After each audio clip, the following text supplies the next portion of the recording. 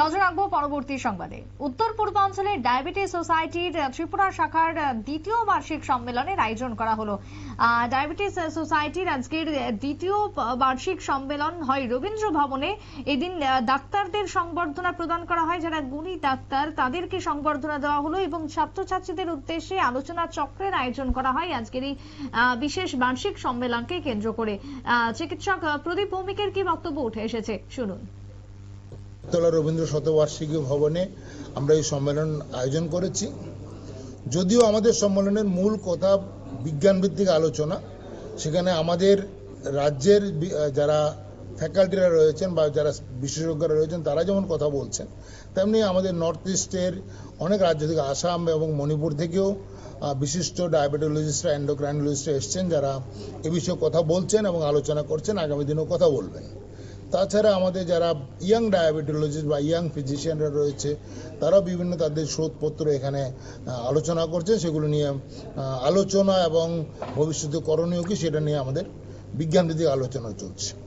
এছাড়া আমাদের আরেকটা বিষয় রয়েছে, যেটা আমরা চাই যে আমরা যতই সম্মেলন করি না কেন, সেটা বিজ্ঞান আমরা বন্ধ করে যত বিজ্ঞানই করি না কেন, যতক্ষণ পর্যন্ত সেই বিজ্ঞানটাকে আমরা মানুষের কাছে পৌঁছে দিতে না পারবো, ততক্ষণ সেই বিজ্ঞান সম্পূর্ণ অসম্পূর্ণই থেকে যাবে। সেই অসম্পূর্ণতাকে কাটিয়ে ওঠার জন্য আমরা জনগণের সঙ্গে মিলে একটা পাবলিক যে সঙ্গে একটা প্রোগ্রাম করেছি। সেখানে সব রাজ্যের বা আগরতলা শহরের ছাত্রছাত্রীরা যেমন ছিলেন, ডায়াবেটিস রোগীরা ছিলেন, অন্যান্য অংশের লোকেরাও ছিলেন, যারা আলোচনা করেছেন সরাসরি বিভিন্ন বিষয় নিয়ে। এবং সেই বিষয়গুলির মধ্যে ডায়াবেটিস কি, কেন হয়, বা আমাদের অবস্থানটা কি, কি করা উচিত, সেগুলি আলোচনা হয়েছে। এবং তার মধ্যে যে বিষয়গুলি উঠে এসেছে সেটা হলো, আমাদের রাজ্যে প্রায় 8 থেকে 10% মানুষ ডায়াবেটিস রোগে ভুগছে। সেটা যারা ভারতবর্ষে সেটা প্রায় 12%-এর কাছাকাছি বর্তমানে।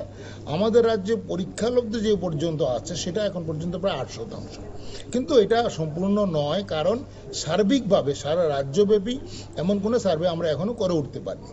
তো আমাদের রাজ্যে একটা গুরুত্বপূর্ণ দিক আছে, আমাদের প্রায় 31% লোক যারা আছেন, যারা বিভিন্ন ধরনের উপজাতীয় অংশের আছেন, তাদের মধ্যে ডায়াবেটিসের অবস্থানটা কি এবং সেটা কতটা বাড়ছে বা কমছে, ওরা কেমন থাকেন বা ওদের যে খাদ্য অভ্যাস সেটাতে ডায়াবেটিস বাড়ছে কি কমছে, সেটা আমরা এখনো সঠিকভাবে জানতে পারিনি।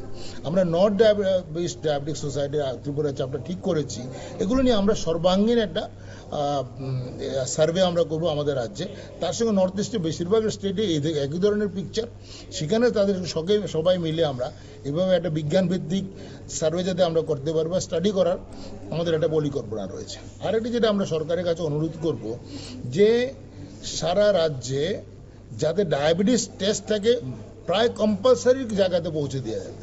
প্রত্যেক অ্যাডাল্টকে যদি আমরা ডায়াবেটিস টেস্ট করাই, আমি যখন জানবো যে আমার সুগার হয়েছে, আমি প্রথমবার হয়তো বিশ্বাস করবো না, দ্বিতীয়বারে করবো হ্যাঁ হয়েছে, আমি অটোমেটিক চিকিৎসা করাতে যাব। কারণ ডায়াবেটিস নিয়ে এতটা সচেতন সবার আছে যে সে চিকিৎসা করাতে হবে। চিকিৎসা না করালে যার যে ক্ষতি হবে, কিডনি খারাপ হবে, হার্ট খারাপ হবে।